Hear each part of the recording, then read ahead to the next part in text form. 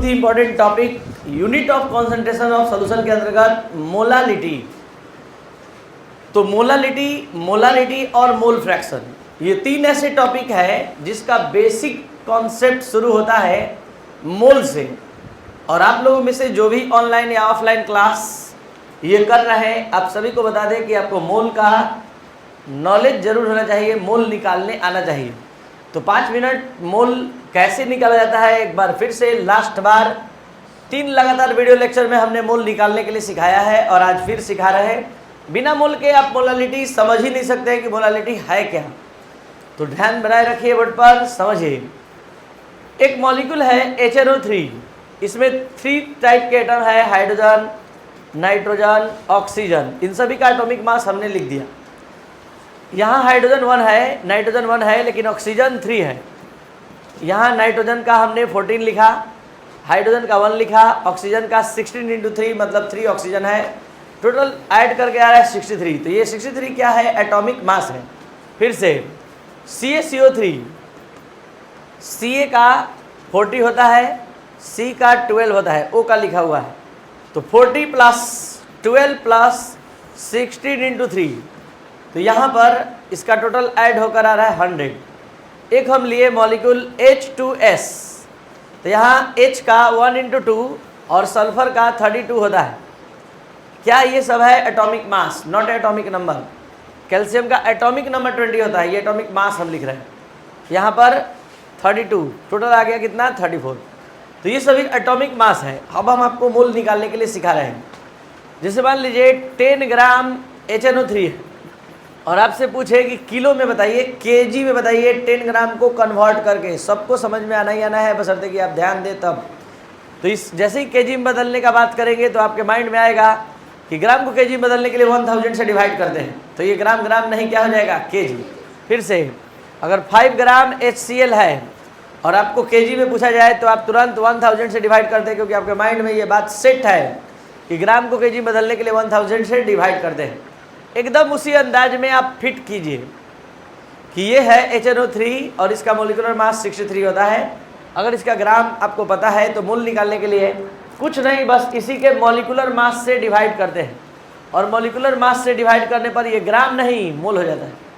फिर से समझिए, हमारे पास 9 ग्राम H2S का है, तो मोल में कितना है? तो 9/its मोलिकुलर मास, ये अब मोल हो गया। अगर हमारे पास इसका CaCO3 का 300 ग्राम है और हम जानना चाहते हैं कि मोल में कितना है, लेकिन CaCO3 का है, तो आपको समझ में आना चाहिए कि 300/100, तो ये हो जाएगा क्या? मोल। यानी दिए गए मास में मॉलिक्यूलर मास से डिवाइड करने पर नंबर ऑफ मोल आता है। आपको एकदम सहज ढंग से समझ में आना चाहिए कि ये जो हमने दिया है वो W है, ये जो दिया निकाले आपने वो मॉलिक्यूलर मास, और इस दोनों का रेशियो क्या कहलाता है? Number of mole. तो given mass upon molecular mass equal number of mole. अगर आपको इतना आता है तो आज का टॉपिक मोलालिटी पढ़ने के लायक आप हो चुके हैं, क्योंकि अब आप मोल निकालने के लिए सीख चुके हैं और आपको मोलालिटी निकालने में कोई प्रॉब्लम नहीं होगा। देखिए ज़रा समझिए, WA ग्राम किसी सॉल्यूट का, यहाँ WB ग्राम सॉल्वेंट में ऐड किया गया है और इस सॉल्यूट का जिसका हम बात कर रहे हैं उसका मॉलिक्यूलर मास Ma है। तो इसकी मोलालिटी क्या होगी? मोलालिटी को स्मॉल m से रिप्रेजेंट करते हैं। तो मोलालिटी का डिफिनेशन कह रहा है, पहले ये तो समझिए। मोलालिटी का डिफिनेशन कह रहा है कि किसी सॉल्वेंट के 1 kg में, सॉल्वेंट के 1 kg में सॉल्यूट का जो मोल होता है, सॉल्यूट का जो नंबर ऑफ मोल होता है, उस नंबर ऑफ मोल को मोलालिटी कहते हैं।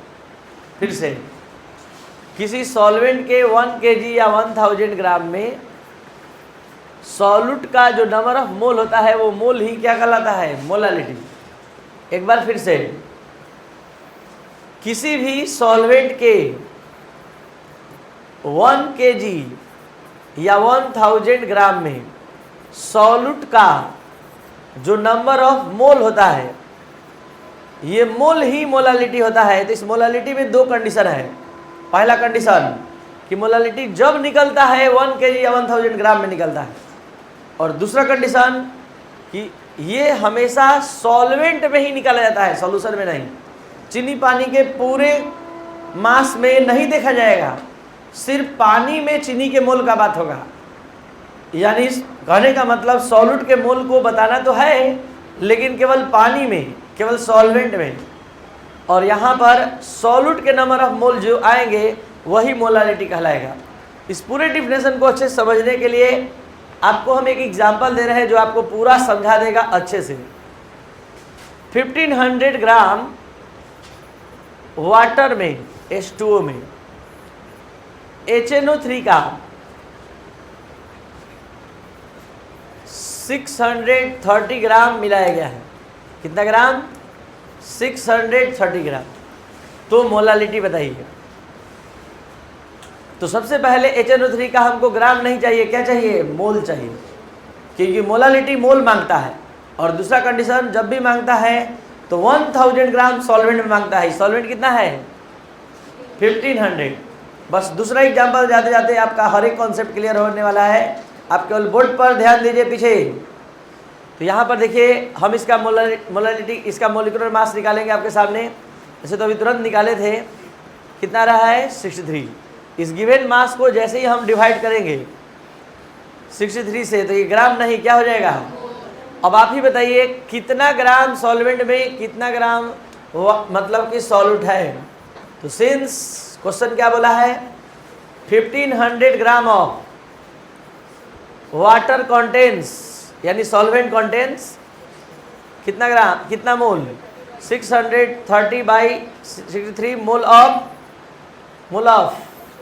HNO3। तो ये भी देखिए मोल है, लेकिन कितना ग्राम में? तो कितना ग्राम में निकालने पर वो मोलालिटी हो जाता है? 1000 में। तो 630 इंटू 1000/63 इंटू 1500। देखिए, कुछ हम समझाना चाहते हैं बहुत बारीकी से। एक बार केवल आप मन लगा लेंगे और ध्यान दे देंगे तो एकदम ओरिजिनल फार्मूला आपके दिमाग में फिट होने जा रहा है, जैसे मोलालिटी का था। बस मोलालिटी और मोलालिटी में डिफरेंस क्या है कि वो पूरे सॉल्यूशन में सॉल्यूट के मोल का बात करता है, ये केवल सॉल्वेंट में मोल का बात करता है। वो 1 लीटर और 1000 ml में सॉल्यूशन में बात करता है, ये 1 kg और 1000 ग्राम में बात करता है। तो चीनी पानी के पूरे सॉल्यूशन में चीनी के मोल का जहाँ बात होगा तो वो मोलालिटी होगा, और सिर्फ पानी में चीनी के मोल का बात होगा तो वो मोलालिटी होगा। अब यहाँ पर जो आएगा मोल, हम ये बता रहे थे कि देखिए ये भी मोल है, लेकिन कितना में? 1500 ग्राम में। और ये भी मोल है, कितना में? तो 1000 ग्राम सॉल्वेंट में जो मोल आता है उसी का नाम क्या होता है? मोलालिटी। अब चाहे तो इसको सॉल्व भी कर सकते हैं। हम आगे बढ़ रहे हैं नेक्स्ट एग्जाम्पल की तरफ। 3000 ग्राम सॉल्वेंट में सॉल्यूट H2SO4 का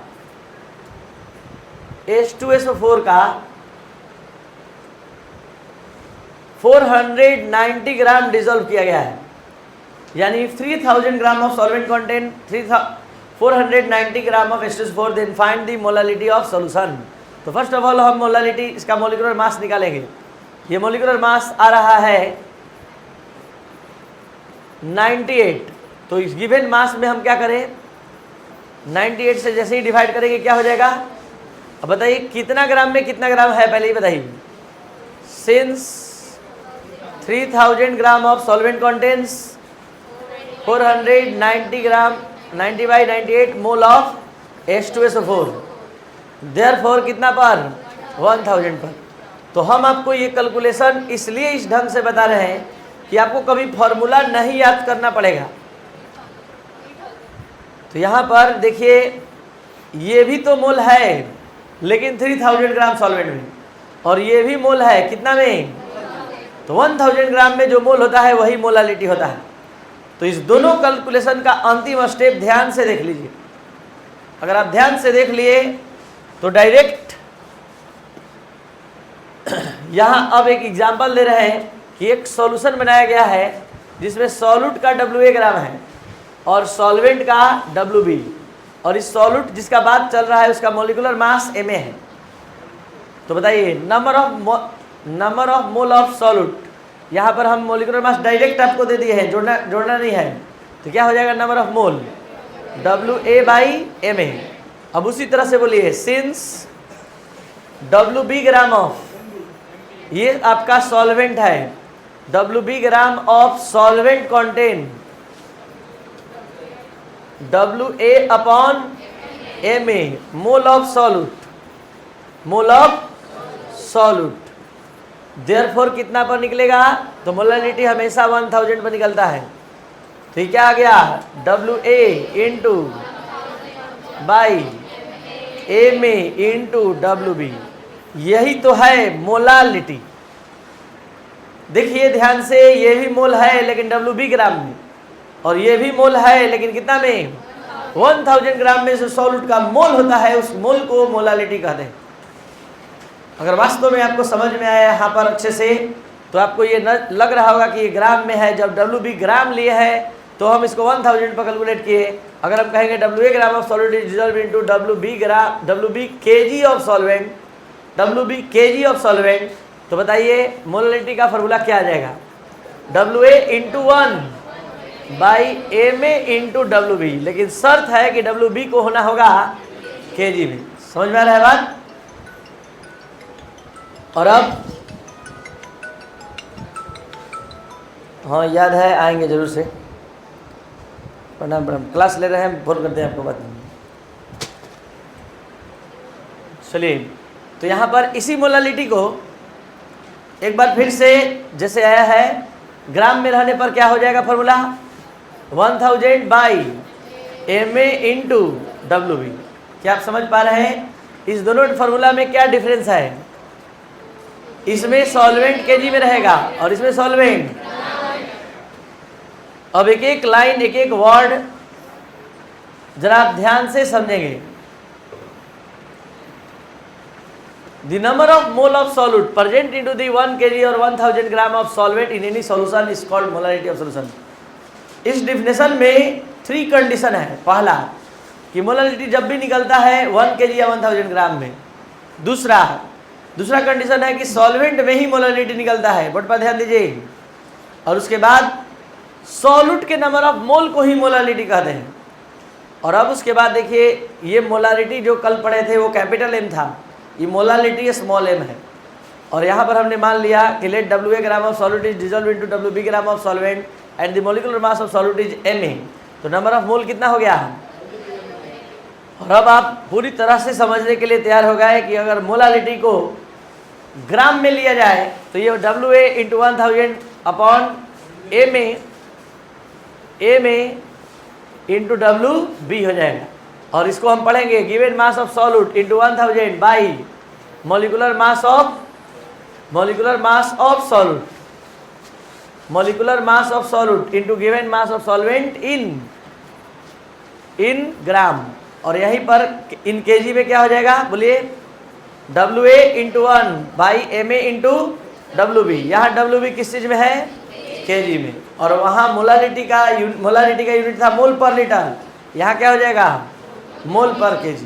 और इसके फॉर्मूले में वॉल्यूम टर्म इन्वॉल्व नहीं है, इसलिए टेम्परेचर पर डिपेंड नहीं करेगा। पिछले लेक्चर में हमने बताया था according to Charles law at constant pressure volume is directly proportional to temperature.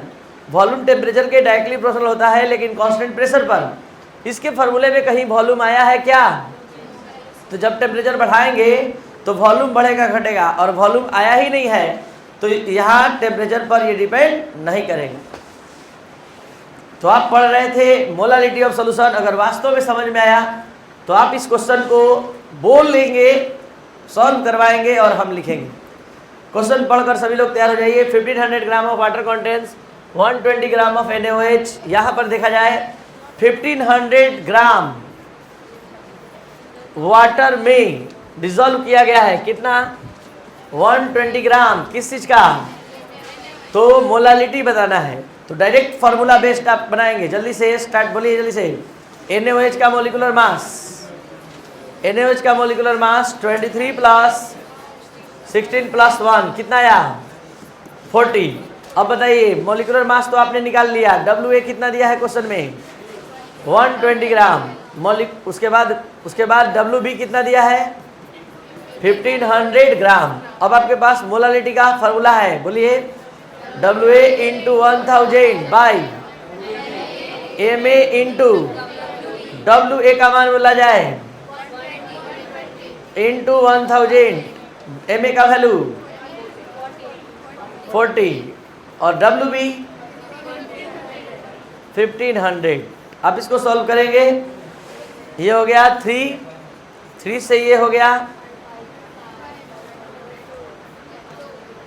2 मोल पर केजी। तो इस तरह से आपका ये टॉपिक फिनिश होता है। अगर आपको अच्छे समझ में आए तो इस क्वेश्चन को जरूर बनाएंगे और इस वीडियो लेक्चर को जरूर शेयर और सब्सक्राइब करेंगे। थैंक्स।